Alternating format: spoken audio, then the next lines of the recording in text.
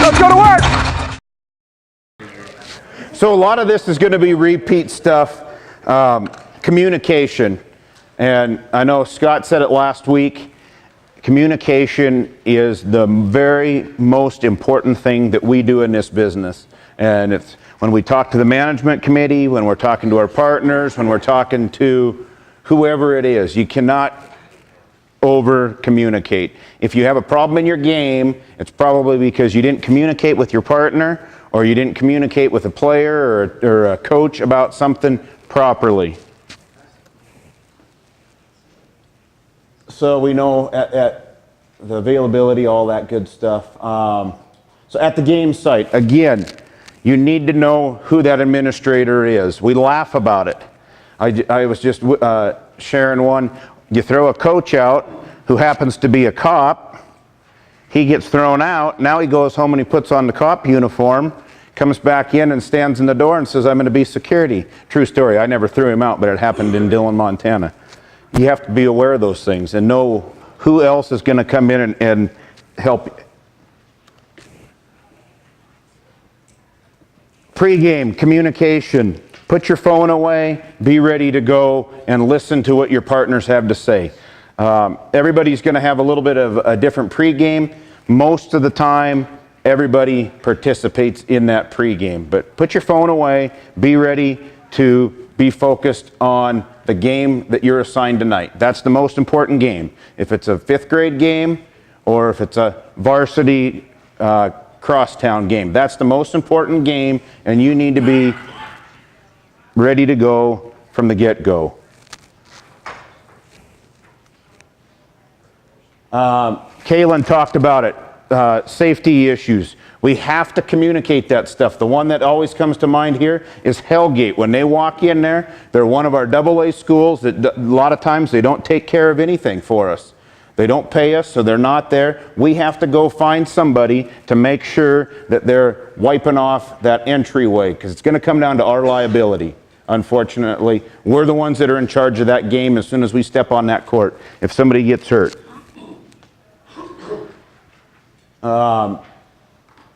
During the game, we're communicating to our bench.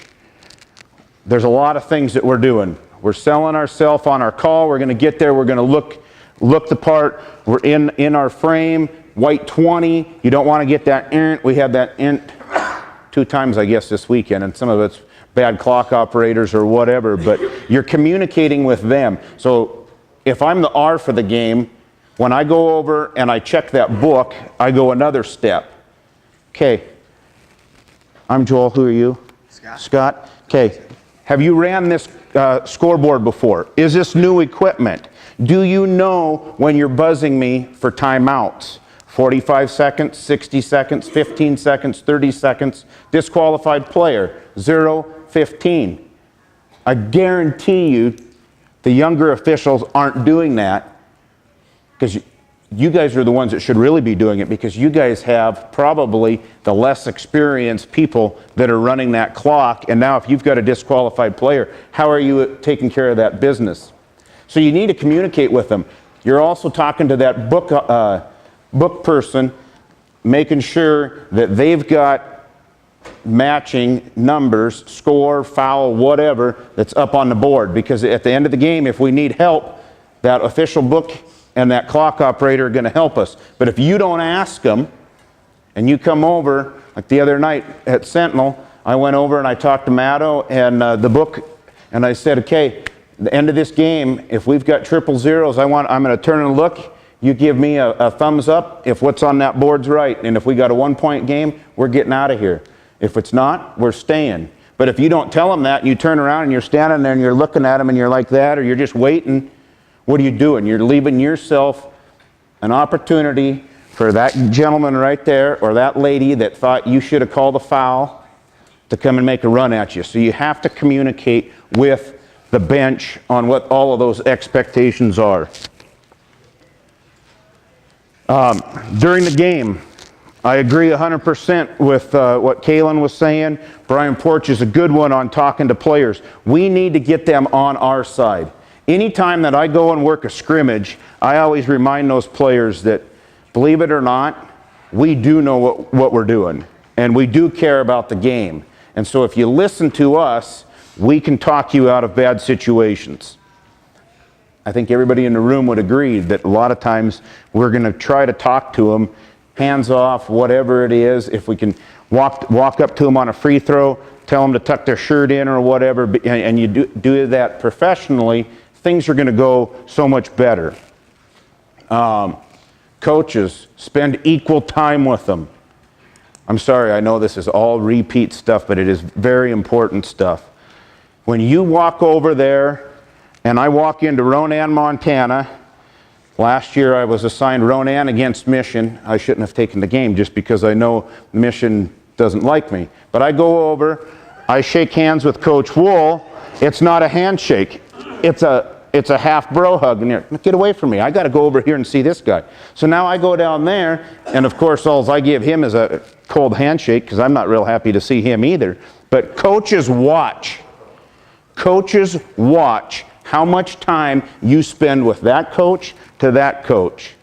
Working a college football game, we go out, we're talking to our coaches. This other coach comes running over to me and he's standing there. I'm talking to a special teams coach getting things under control. He's like, I gotta interrupt.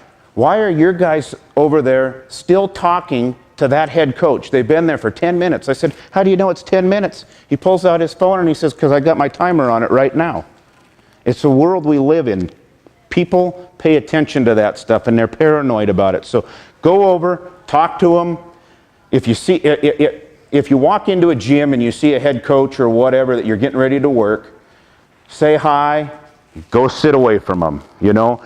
When you're there that night, you've got a job to do, and that's to referee the game. You got Team A, Team B, and Team number 3, us.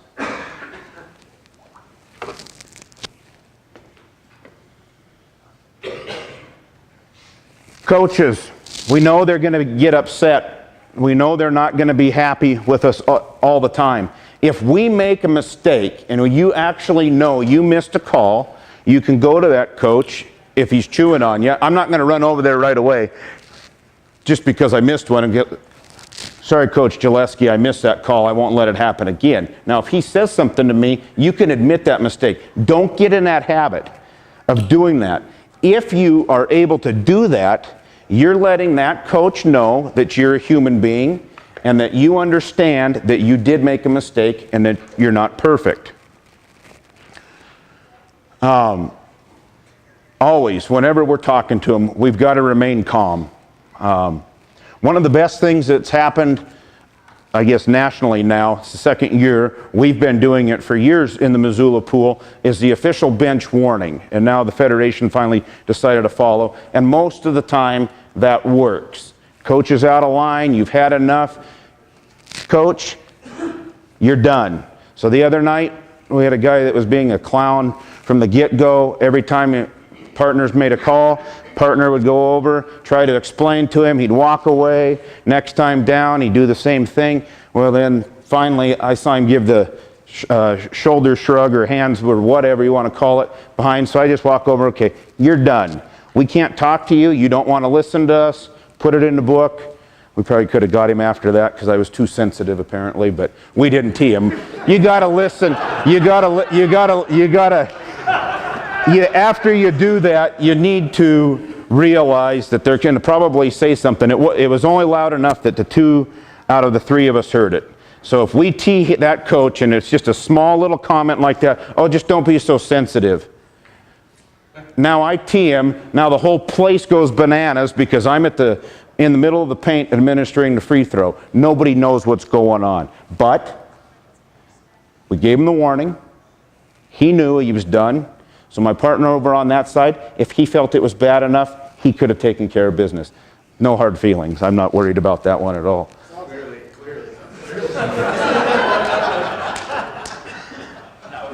I'm going to try to not use team names since we're on the recording thingy. When we're talking to a coach, if they're upset, like again the other night, Sentinel coach comes out, we had a play at the end of the game, he just comes running over. I can't do that, I got to say to stories. He comes out, he asks me a question. You know, we answer questions, we don't answer statements, correct? Okay? And if you don't know, don't answer. As Terry White says in football, something that he learned from working in the Big Sky Conference, you cannot quote silence. So if you don't know, don't say something, because it's going to come around and get you in the rear end if you say something that's totally wrong. Coach Gillespie comes out the other night and he had a question. He goes, how did 2 seconds come off the clock? I just turned to him and I said, hey, we're at your house. This is your clock operator. And I'm trying to think on the play. He goes away. We don't think nothing about it. We get done with the game. We spend 20 minutes after the game hashing out 2 plays, and that was one of them. And I said, you know, if he would have been more animated about how did you let 2 seconds come off on just a simple inbounds, touch, out of bounds, I would have probably got together with my partners and we might have put a little bit more time on there. But he responded. I just said, hey, we're at your house. And that was it. He went back to coaching. Posture. Try to stand side by side. We never were nose to nose. You never want to go nose to nose with a coach. Stand side by side and be short and get out of there. Less is more. When I first started refereeing, I remember I liked to go over there all the time, and I don't know what we were doing. You're always running over there and trying to sell yourself to the coach or whatever. But now, you know, the mechanic on where we stand out there on a free throw, and a lot of us are standing out by that volleyball line, if he really has a question, he's got to get my attention. Otherwise, if you're right there, you're always in their ear. So if he wants to ask me a question, now he knows I got to get his attention. Hey, Mr. Official, hey, Joel, whatever it is. Then you step back there. Okay, you want a timeout after the second one? Perfect. But don't go over there all the time. There's too many times that officials go over there every single time, and then you get into a debate. You got to be able to get in there, hear the question. If there's not a question, move on. If there is a question, you answer the question, and then you move on, because your partners are probably waiting for you.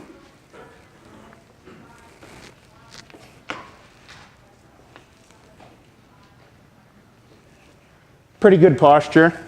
Coach is happy in that picture, right? We don't know exactly what was going on, but you can get away with that one.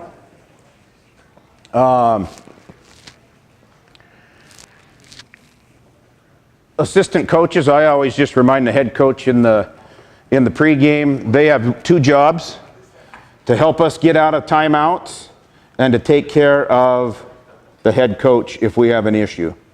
If you go work at Sentinel, it's nice because Coach Murphy will come over and tell you he's taking care of all that right out of the gate.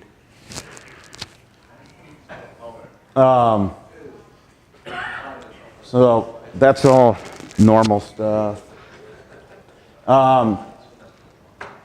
Couple of articles and stuff that I found on the internet. This was off of the Federation. We've also got some communication steps in our handout this year. It was also printed in Referee Magazine last year. Don't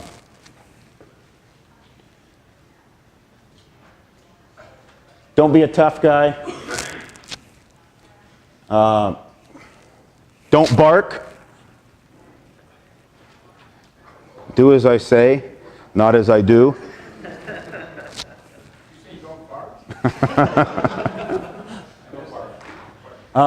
Show confidence.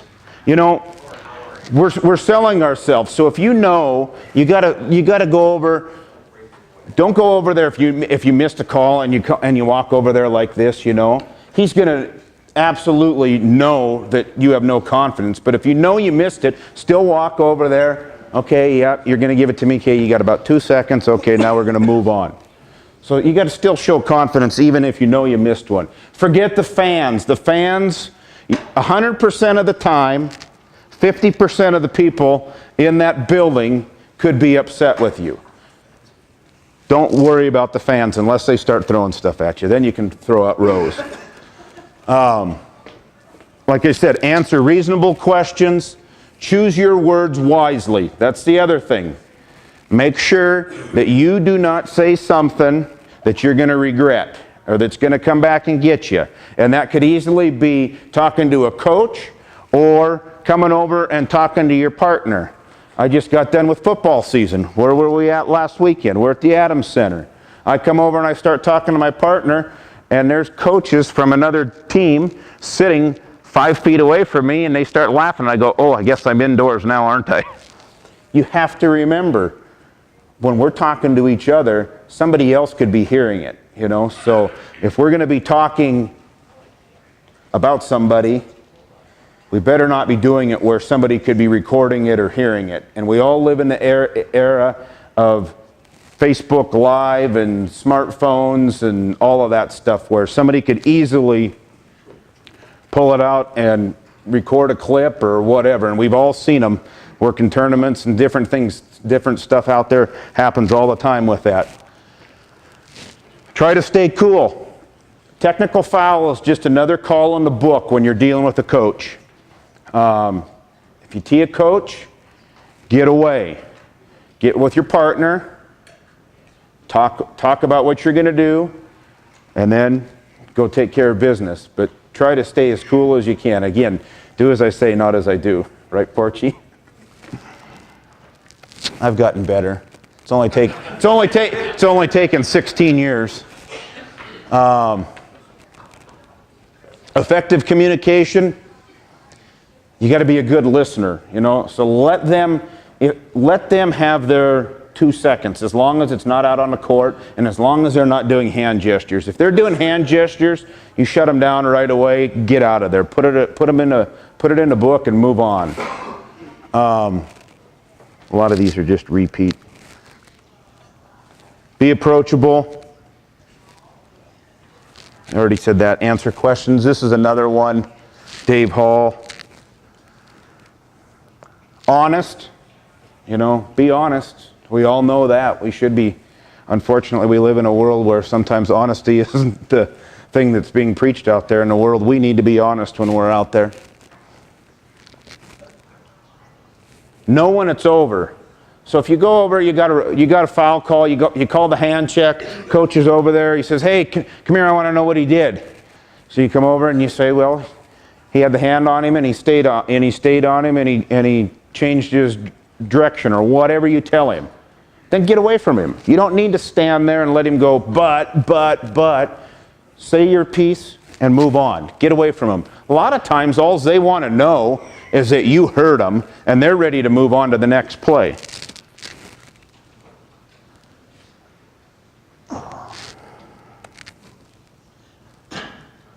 This is, I think, it's the same one that's in the handout that was in Referee Magazine last year, and it's in your Federation guide. There's some good stuff there. And then I just threw in a couple other pictures. That one up there, that could be me at times pointing. Don't point. Don't point. And it's hard, you know. You made a call or whatever, they're questioning your integrity or whatever, but we have to be the bigger person in those situations and let them vent, say what we need to, and move on and get out of that situation. Okay, we had enough. Okay? You know, don't give them the stop sign right in their face. Be low. Okay, we heard you. We're done. Okay? Going around and probably putting our hand on a coach's shoulder, we don't want to be doing that. Okay? We don't want to touch a coach, and we don't want to let a coach touch us, other than that opening handshake. That's the only time that we're touching each other. Okay? During a game, you're not letting them do that, and you're not doing that. Okay? Any questions? Officials could go talk to them. Yep. Pre-game it. Get together, because there's a lot of things that are going on. We got to know which way are we going to go shoot, and what exactly happened. You know, a lot of times if you tee a player, that coach is going to want to know, and he's going to want to know what he said. If you're teeing a coach, your partner needs to be jumping in there. So hopefully, if there's a second one to follow up on it, that your partner's getting the second one. But you want to get together. So a 2-person crew, get together briefly, and then go take care of business. If it's a 3-person crew, 2 people are going to get together. So we had a technical the other day in our game, and it was just easy, unsporting, taunting. Tyson teased a kid. I was the next closest, I guess, I don't know. I got over there. I talked to Tyson. He says, yep, okay, unsporting. And I go, here's what you're going to do. The coach has already got a player at the bench right now. So as soon as you administer, bring him in, because the coach is taking care of the problem for us right now. And then you can go over, if you want to, and you can tell him exactly what you saw or what he said. Or if you want me to, no, I'm good. I can go do it. Everything was calm, okay? But the biggest thing there is pregame, and communicate ahead of time on how you're going to handle that. Any other questions?